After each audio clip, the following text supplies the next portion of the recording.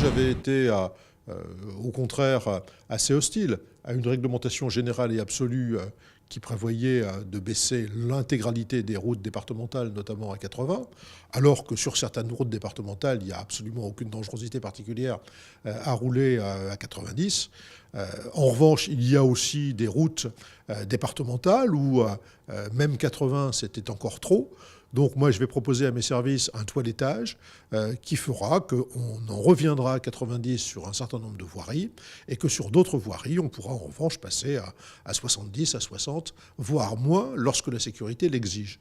Mais ce ne sera plus une décision générale et absolue, ce sera une décision adaptée à la situation de la voirie, à sa sinuosité, à son état d'entretien et à d'autres paramètres de ce type. Alors d'une part, on va attendre un peu, parce qu'on a une loi qui est la loi mobilité qui est en train d'être votée au Parlement.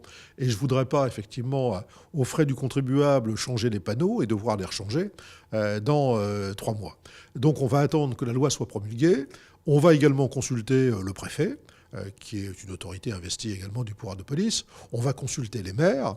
Et puis on va bien évidemment demander aux services de faire une sorte d'inventaire des voiries avant d'annoncer les décisions qui seront prises, consistant effectivement à un retour à 90 ou encore une fois à une adaptation à la dangerosité de la voirie. Je crois que globalement cette opération a eu des résultats d'opération blanche et que ce n'est pas sur ce type de mesure, encore une fois générale et absolue, que l'on peut espérer des avantages importants en termes de sécurité routière. C'est plutôt, encore une fois, sur l'adaptation à la situation de la voirie, à sa sinuosité, au fait de savoir si son entretien est de qualité ou s'il ne l'est pas, ce que savent bien les départements et notamment les services départementaux.